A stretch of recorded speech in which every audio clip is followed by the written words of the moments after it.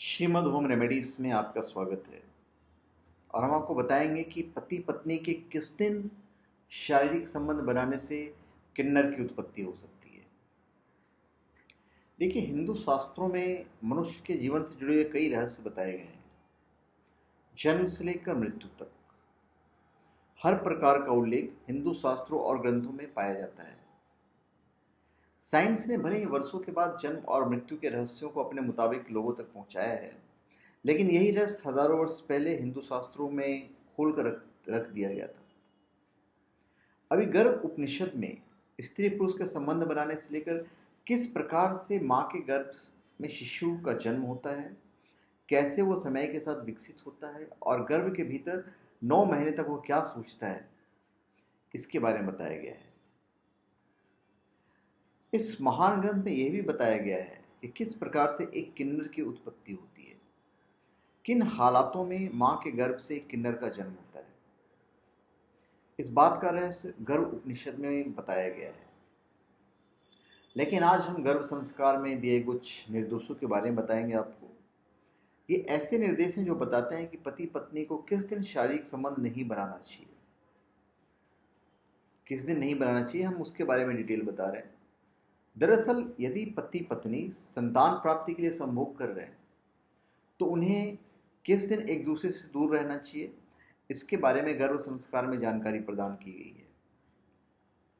गर्भ संस्कार के अनुसार यदि शुभ दिन पर एक स्त्री गर्भ धारण करती है तो आने वाली संतान भी मानसिक और शारीरिक रूप से स्वस्थ और गुणी होते हैं।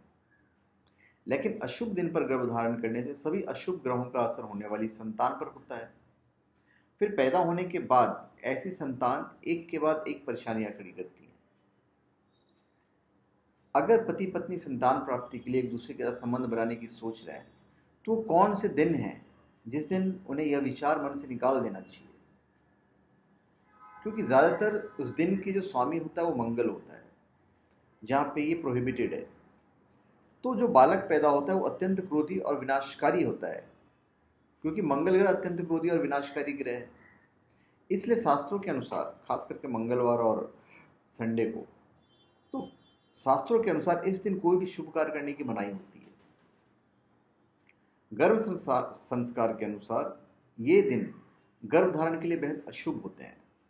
तो यदि इस दिन स्त्री गर्भ धारण कर ले तो होने वाली संतान जो होते हैं बेहद क्रोधी होते हैं, घमंडी होते हैं, किसी की बात नहीं सुनेंगे, केवल अपने मन मुताबिक कार्य करेंगे, सभी को परेशान करेंगे और स्वभाव में ही हिंसा रहेगा उनके। तो ऐसे होते हैं मंगल ग्रह के प्रभाव में जन्म बच्चे। तो ये जो दिन होता है, जैसे अब मंगलवार की हम बात कर रहे हैं, तो ये जो दिन होता है शनि ग्रह को समर्पित होता है। ज्योतिष शास्त्र के अनुसार क्रूर एवं पापी ग्रहों की श्रेणी में आता है शनि ग्रह। इसलिए इस दिन पति पत्नी का संतान उत्पत्ति के विचार में करीब आना अशुभ माना जाता है।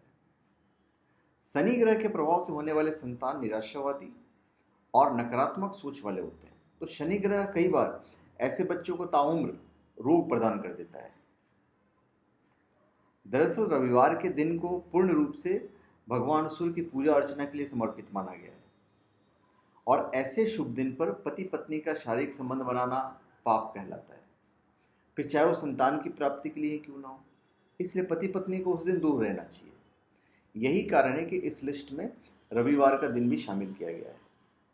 तो इस दिन आप सूर्यदेव से अच्छी संतान पाने की प्रार्थना कीजिए, किंतु इस दिन स्त्री गर्भ धारण कर ले तो सूर्यदेव के प्रकोप का सामना करती है ऐसी संतान।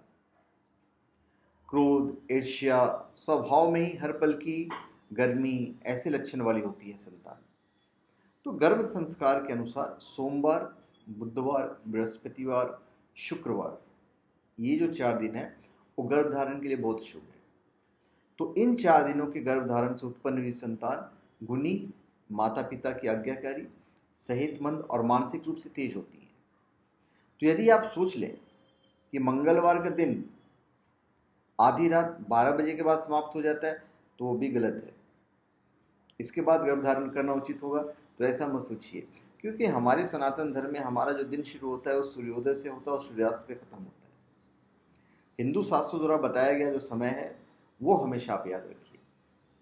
तो धन्यवाद। आप हमारे चैनल पर सब्सक्राइब करें और अपने कमेंट दीजिए। धन्यवाद।